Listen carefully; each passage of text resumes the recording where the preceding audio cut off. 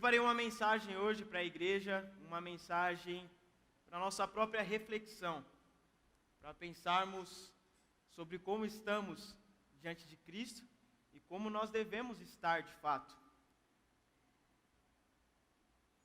A mensagem que eu trouxe hoje fala sobre a luta por segurança.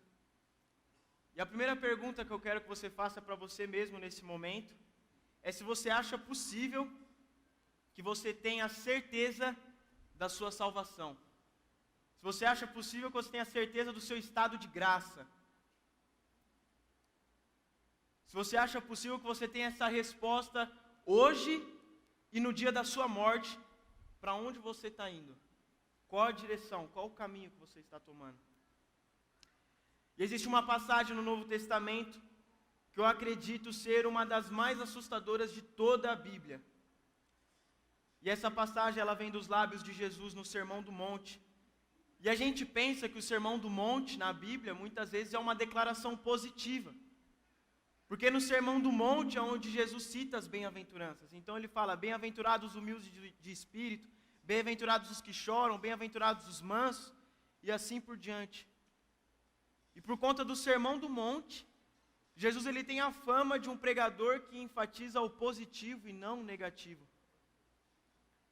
Porém, a gente ignora o ponto alto desse sermão, que está lá em Mateus 7, versículo 21 ao 23, que diz: nem todo o que me diz, Senhor, Senhor, entrará no reino dos céus.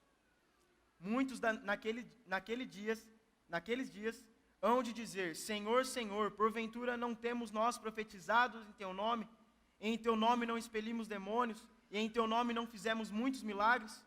Então lhes direi explicitamente, nunca vos conheci, apartai-vos de mim, os que praticais a iniquidade.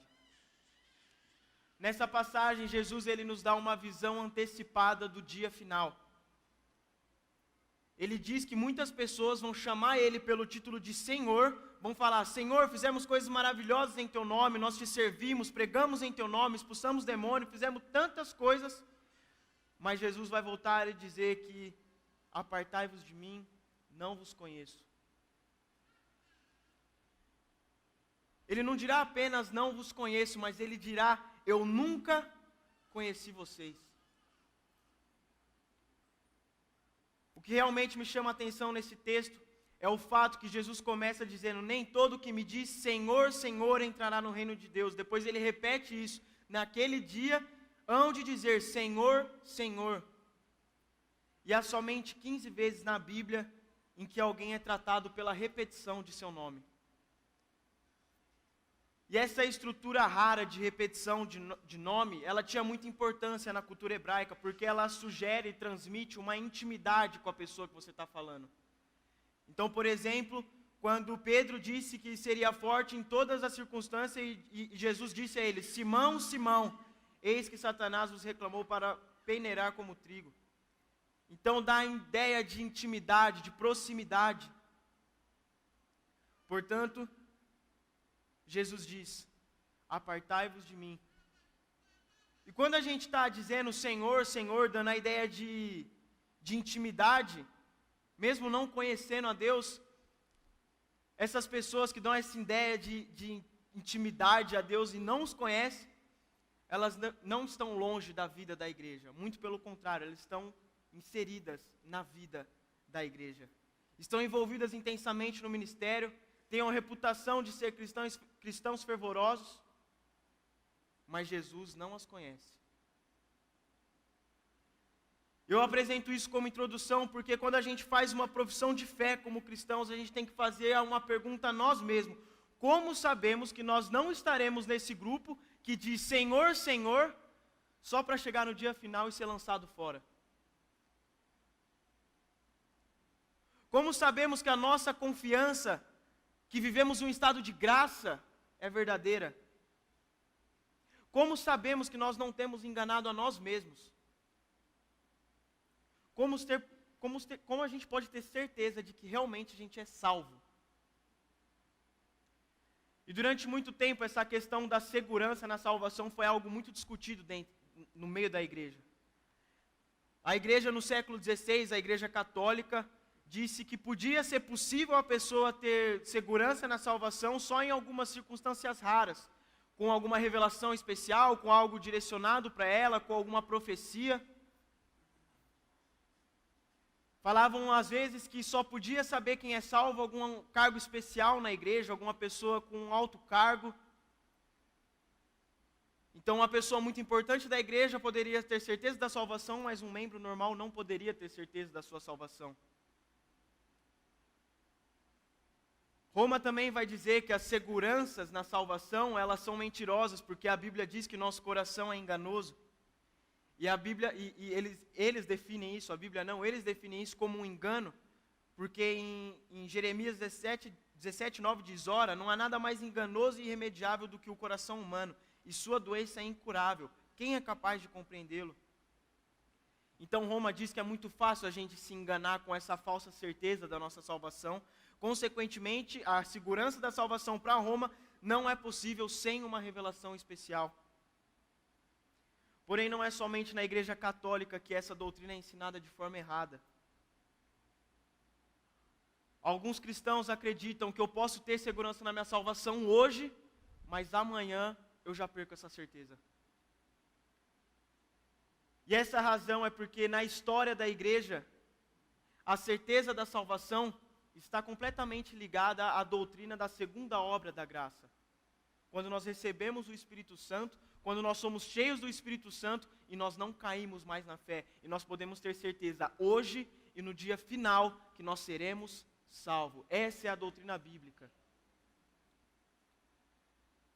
E Jesus ele trata desse assunto de quem é salvo e quem não é salvo na parábola do semeador. E eu gostaria que você abrisse comigo lá em Mateus capítulo 13, versículo 9.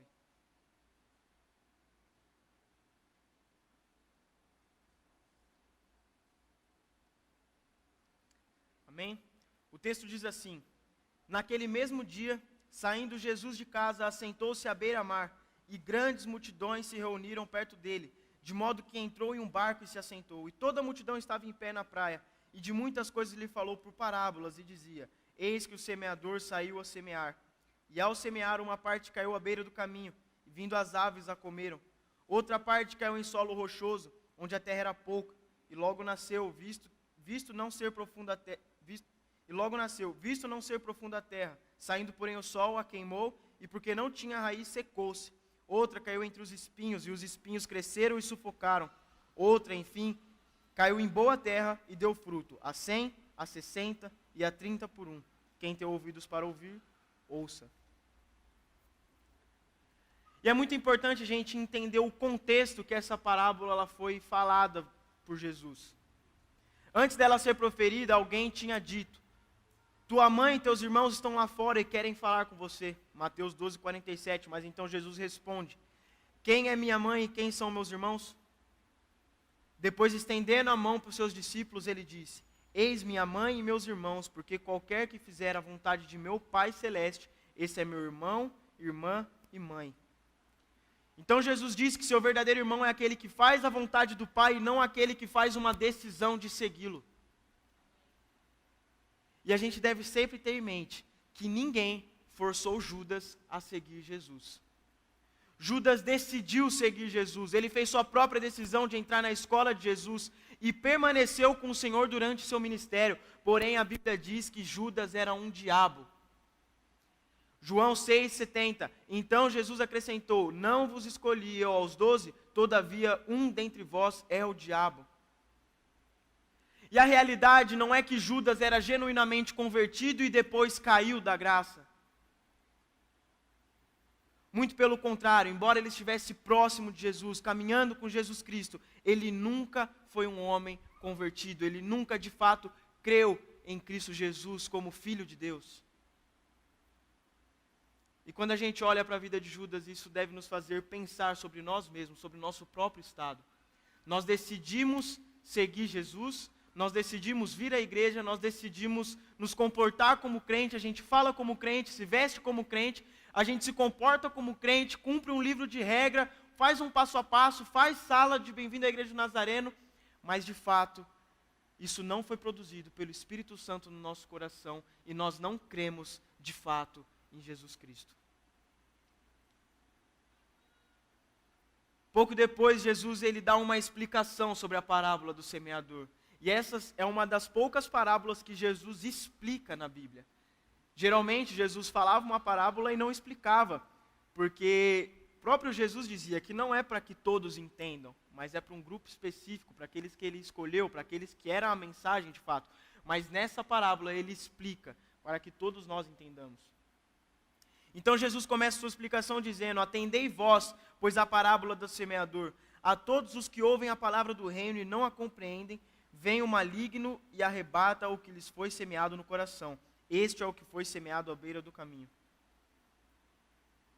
Então o primeiro grupo que Jesus vai falar são sobre as sementes que caíram na beira do caminho.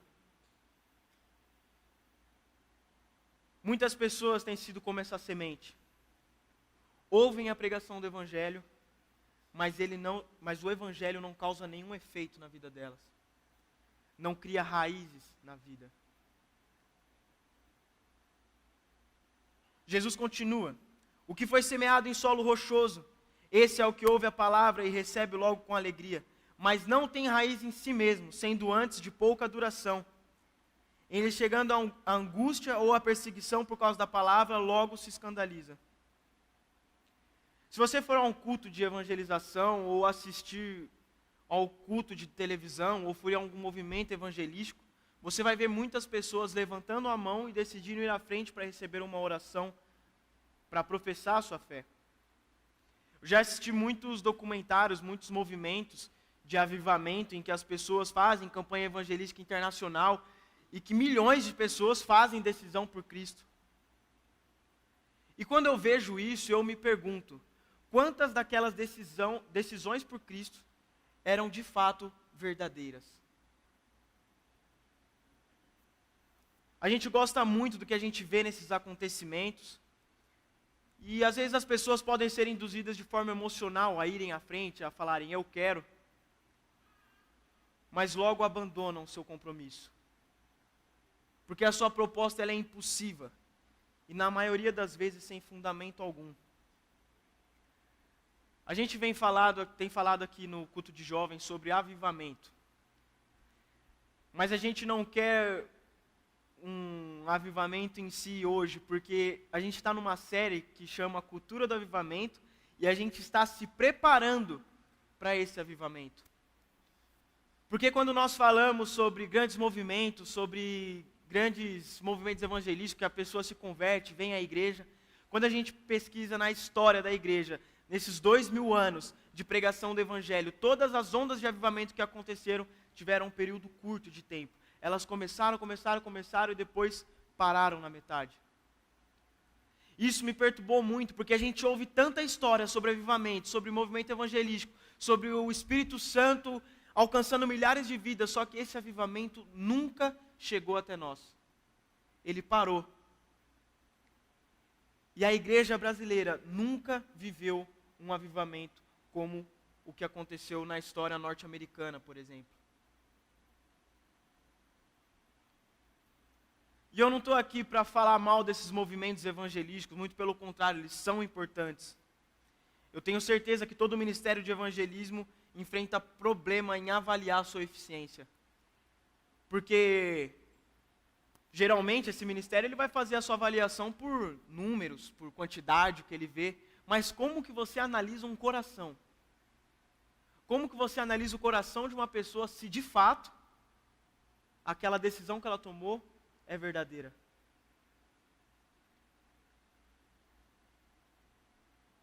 A melhor coisa que podemos fazer é contar números nesse momento. Mas como igreja, nós devemos nos preparar para o discipulado dessas pessoas que vão chegar. Jesus ele nos adverte sobre isso nessa mesma parábola do semeador, quando ele diz que muitas pessoas ouvem com alegria o evangelho, mas não continuam na fé.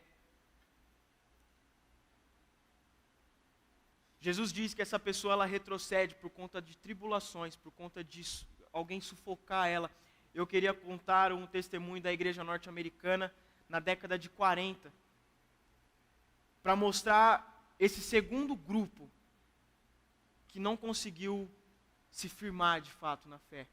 Na década de 40, houve um fenômeno surreal, que ninguém entendeu muito bem o porquê, que era uma época próxima da Segunda Guerra Mundial, e deram o nome desse fenômeno de Baby Boom.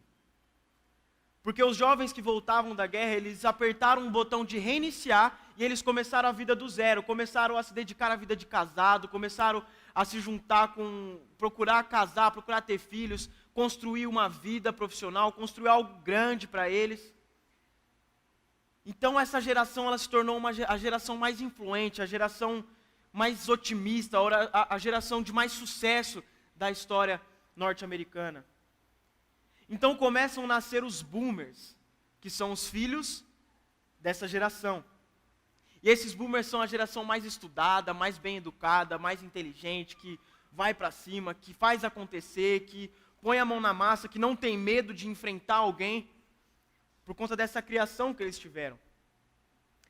Porém, tudo isso aconteceu por conta desse medo da guerra e essa sensação de vitória sobre o fascismo que ocorria na época.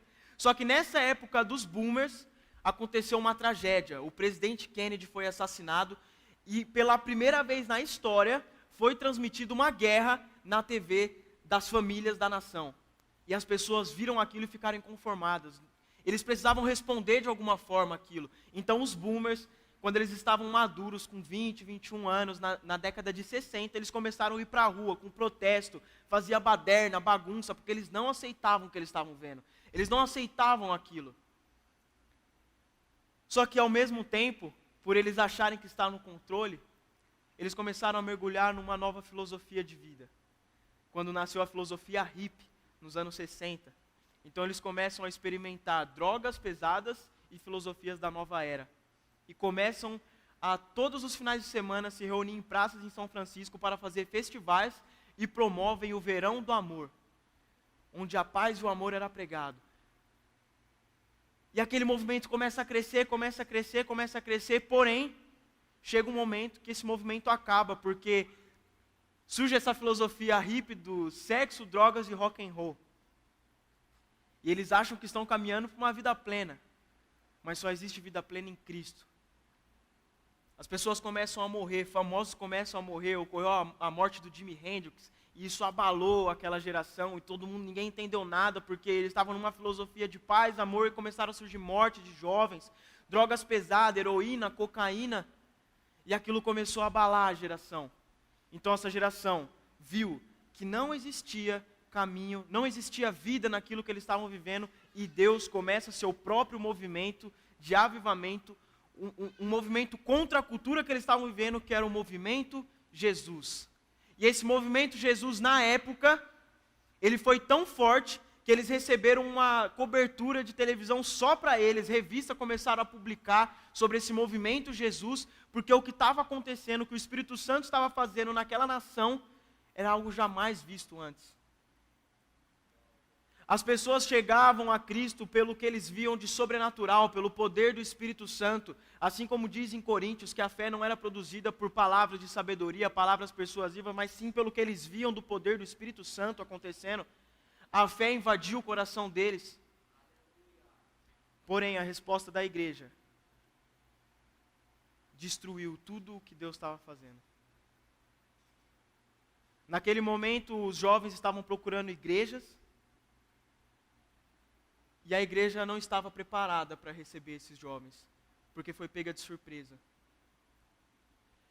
A igreja não estava preparada para receber um jovem cheio de tatuagem, fedendo, sem sutiã, todo tatuado, com dread. Eles não aceitavam esse jovem sentar no assento da igreja, sujar o assento da igreja. Ele não aceitava esse jovem vir do jeito que ele estava e ser tratado. A igreja sufocou esses jovens. A igreja apagou a chama que Deus havia acendido nesses jovens. Porque a igreja não estava preparada. A igreja começou a colocar condições para esses jovens. Se você quer de fato ser um cristão, se vista igual nós, se comporte igual nós, fale igual nós. A igreja começou a propor rituais sem nenhuma base para esses jovens. Rituais que não são bíblicos. Começou a falar que se eles quisessem ser de fato cristãos, eles deviam fazer, quando Cristo já tinha feito o que precisava. E esse é o segundo grupo de semente, que ouve a palavra, mas por não ter um discipulado, por não ter um cuidado, por a terra ser rasa, é sufocada quando vem as tribulações, ou pela própria igreja. O terceiro tipo de semente, Jesus diz, o que foi semeado entre os espinhos é o que ouve a palavra, porém os cuidados do mundo e a fascinação das riquezas sufocam a palavra e fica infrutífera.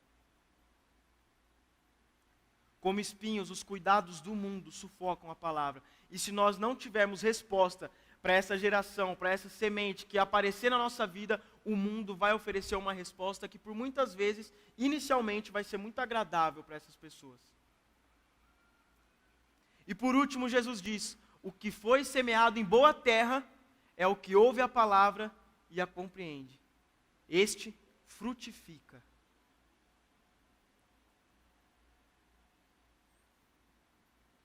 Nem todo que ouve a palavra de Deus é salvo. Nem todo que inicialmente responde o evangelho é salvo. Aqueles que verdadeiramente são salvos são aqueles que ouvem a palavra, aceitam a palavra, praticam a palavra e frutifica. Quando a semente produz raízes e cresce, há frutos.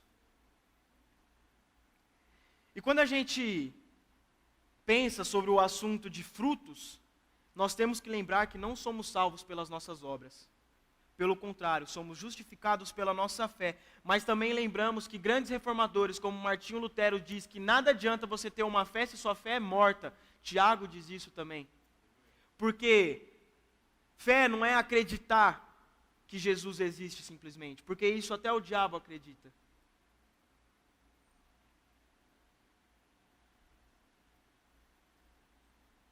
Esse ponto de vista é diferente da Igreja Católica, por exemplo, que diz que para uma pessoa ser salva, ela precisa das obras primeiro, ela precisa fazer, ela precisa trabalhar.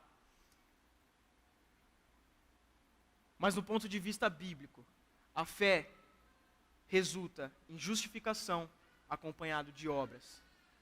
Então é uma equação, ponto de vista antibíblico. Fé mais obras resulta na salvação. Não. Fé resulta em salvação e obras. Porque não somos salvos por aquilo que fazemos. Somos salvos por aquilo que Cristo fez um dia por nós.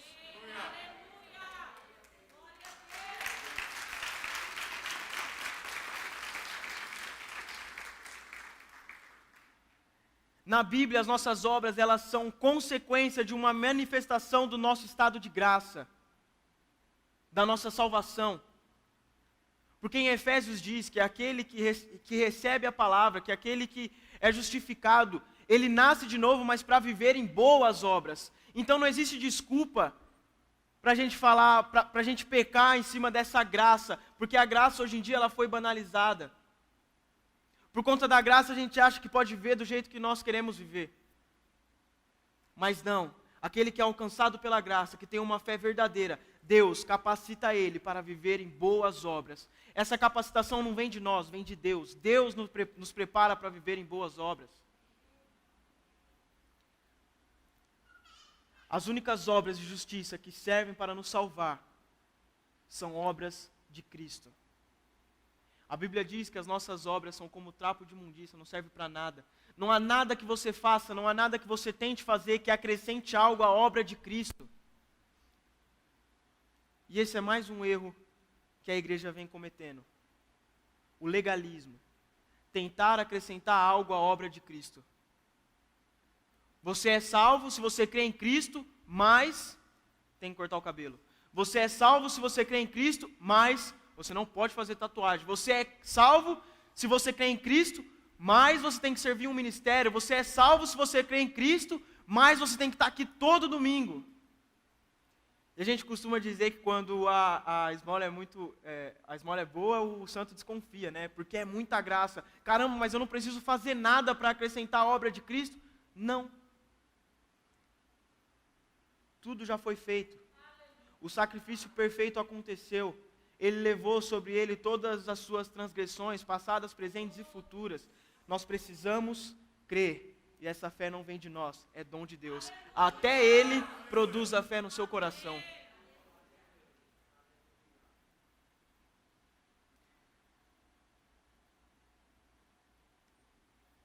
Se você tem fé, que sua fé seja uma fé viva. Portanto, assim como o corpo sem espírito está morto, da mesma forma, a fé sem obras está morta. Tiago 2:26. A fé verdadeira que nos salva sempre se manifesta em obras. E se não há obras no resultado dessa equação, isso quer dizer que não existe fé. E se não existe fé, não existe salvação. E por muitas vezes me perguntam, Tuco, como eu posso ter certeza da salvação? Observem os frutos. O fruto é evidência da salvação.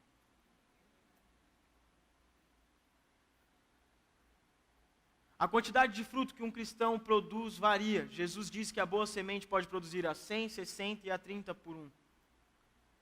Alguns cristãos verdadeiros são menos frutíferos, alguns cristãos verdadeiros são mais frutíferos. Mas todo cristão deve produzir frutos. Se ele não produz, não é um cristão. Por isso que Jesus diz, pelos seus frutos os conhecereis. E não pelo que vocês professam, não pelo que vocês falam, não por erguer a mão e tomar uma decisão de ir à frente, mas pelos frutos.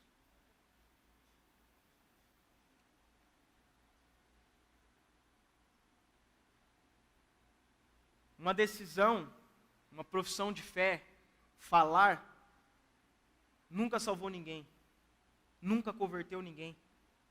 Quando a gente está imergido numa cultura cristã, a gente fica muito feliz quando muitas pessoas erguem as mãos, vêm à frente, a gente dá glória a Deus, a gente vibra, mas isso nunca salvou ninguém. É o poder do Espírito Santo que converte uma pessoa. Entramos no reino não porque fazemos uma decisão, vamos à frente, levantamos a mão ou preenchemos uma ficha de membro. Entramos no reino porque existe uma fé verdadeira em nosso coração.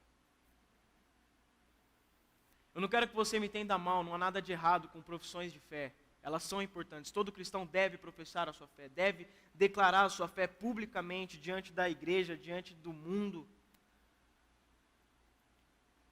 O problema é quando a gente torna isso algo que nos salva. Afinal de contas, Jesus ele fala de pessoas que honram com os seus lábios enquanto seu coração está longe. Mateus 15:8. Este povo me honra com os lábios, mas seu coração está longe de mim. Ninguém jamais foi salvo por uma profissão de fé. Quando a gente fala sobre fé, tem um livro que chama O que é Fé, do Robert Charles Sproul. E fé não é simplesmente você fechar o olho e dar um tiro no escuro e falando, eu acredito. João diz para a gente sempre estar pronto a responder com razão, para responder a qualquer um que nos perguntar qual é a razão da nossa fé, qual é o motivo da nossa fé, em que está fundamentada a nossa fé. E quando eu vejo esses movimentos que aconteceram e que moveram milhares de pessoas, em todos esses movimentos, algo é claro. A manifestação do Espírito Santo, através de milagres, através do sobrenatural, produz fé no coração das pessoas. Por isso, a nossa juventude tem clamado por avivamento, tem clamado pelo fogo do Espírito Santo em todos os cultos, tem clamado por o Espírito Santo se fazer presente e revelar dons, revelar experiências, revelar coisas maravilhosas em nosso meio para que nós possamos aumentar cada vez mais a nossa fé, porque nossa fé está fundamentada no poder do Espírito Santo.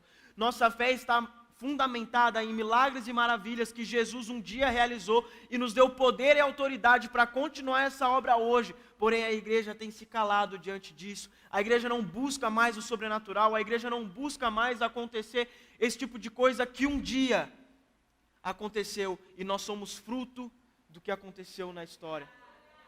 Se isso não tivesse acontecido, a igreja hoje não estaria de pé.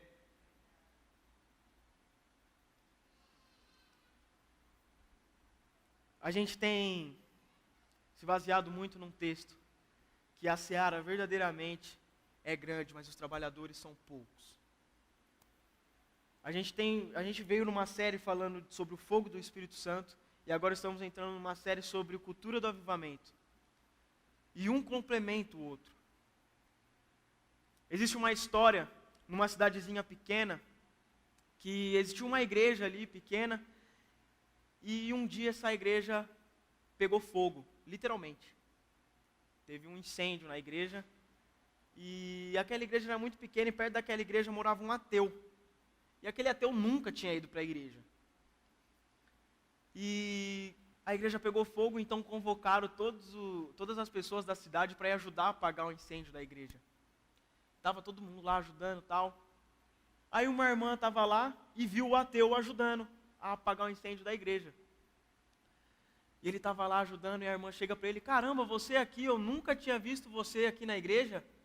Aí ele fala: também é a primeira vez que a igreja pega fogo. Uma vez perguntaram para Moody: como que a gente vai viver um avivamento? E a resposta dele foi: acenda uma fogueira no altar. Assim como no tabernáculo, que a chama nunca se apagava, a igreja nunca deve apagar a chama dela. Porque é isso que produz uma fé verdadeira. Porém, a igreja tem que estar preparada para essa colheita. Nós precisamos entender e olhar para o diferente, para o que não é igual a gente, para o que vai chegar aqui todo despedaçado.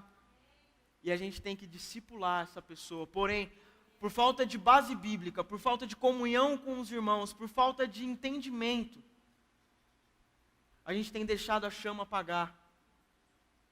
Mas ao contrário, quanto mais entendimento, quanto mais busca, quanto mais demonstração de amor, gradativamente, nós vamos nos afastando do pecado. Nós vamos deixando de lado essa vida arruinada pelo pecado. E nós vamos nos aproximando cada vez mais de Deus. A igreja precisa dar frutos. Se a igreja não tem dado frutos, algo está errado. Nesses últimos tempos estou ficando muito feliz, porque cada vez mais a nossa igreja tem ficado cheia. Principalmente que é o que eu mais tenho contato, com o culto de jovens, aos sábados. E eu quero pedir oração para toda a igreja, para que clame por esse avivamento. Porque eu tenho plena convicção que esse é o momento da pátria brasileira se levantar. Eu ouço pessoas dizendo que algo grandioso está para acontecer, mas para o lado ruim. Porém, quando vamos estudar a história da igreja, todos os movimentos de avivamento aconteceram depois de uma grande tragédia. O movimento Jesus aconteceu depois da Segunda Guerra Mundial. Avivamento na África do Sul aconteceu depois de um momento de maior fome do país. No país de Gales, o país estava mergulhado, de fato, na prostituição, em jogos e na embriaguez. Mas quando o Espírito Santo começou a acender alguns gravetos secos naquele lugar, aquele lugar pegou fogo e foi erguido um exército de Cristo no país de Gales. Fecharam estádios de futebol, fecharam bares, fecharam cinemas, fecharam tudo que não apontava para Cristo foi fechado, porque o povo só tinha uma sede, sede de Deus. Gostaria que você ficasse de pé nesse momento.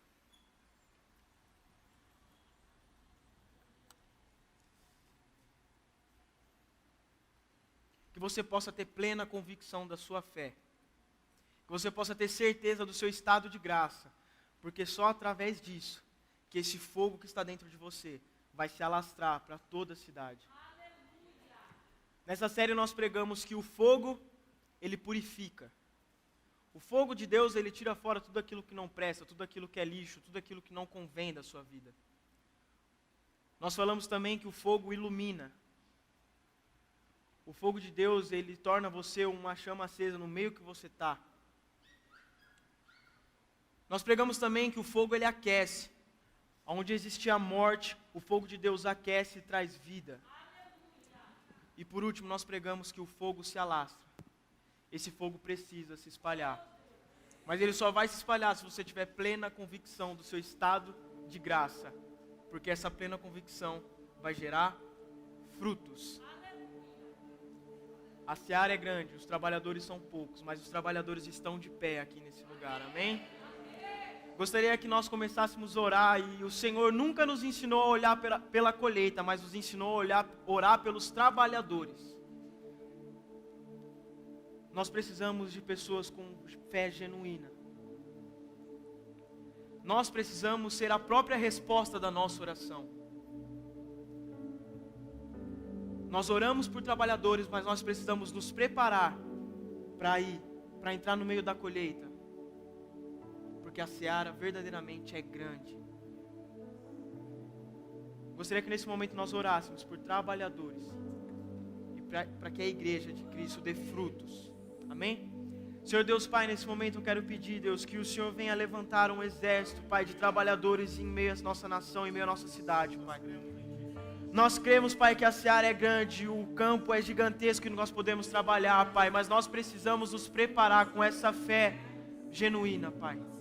Nós precisamos ter convicção da nossa fé, nós precisamos fundamentar a nossa fé, Pai, por isso, vem com demonstração do Teu Espírito Santo neste lugar, para que a nossa fé aumente, para que o nosso coração queime, para que esse lugar venha a ser tomado pelo fogo do Teu Espírito Santo, Pai, para que nós possamos mais uma vez ver o Teu sobrenatural, Pai, nesse lugar, para que mais uma vez nós possamos ver curas, milagres acontecendo, Senhor, porque nós cremos que o Senhor é soberano, nós cremos que esse momento de calamidade em nossa nação está nos preparando para algo grandioso, um avivamento que jamais foi visto antes no nosso meio, Pai. As pessoas estão sedentas e nós cremos que nós somos a resposta para as pessoas que estão arruinadas e destruídas pelo pecado, Pai. Pai, que nós possamos ter certeza da nossa fé, Pai, para que essa chama queime nosso coração, Pai, para que esse fogo se alastre, Pai, para que esse fogo purifique, para que esse fogo ilumine, para que esse fogo aqueça, porque onde há morte deve haver vida, quando pregamos o Teu nome, Pai, porque só existe vida no nome de Jesus Cristo. Que nós possamos estar em Cristo, porque não há outra resposta. Nós agradecemos, Pai, porque nós estávamos mortos e o Senhor nos deu vida, Pai. Obrigado, Pai, por essa graça. Que o Senhor venha abençoar toda a igreja, Pai, a igreja brasileira, e nós cremos que a igreja brasileira está se levantando para esse avivamento, em nome de Jesus, amém, glória a Deus.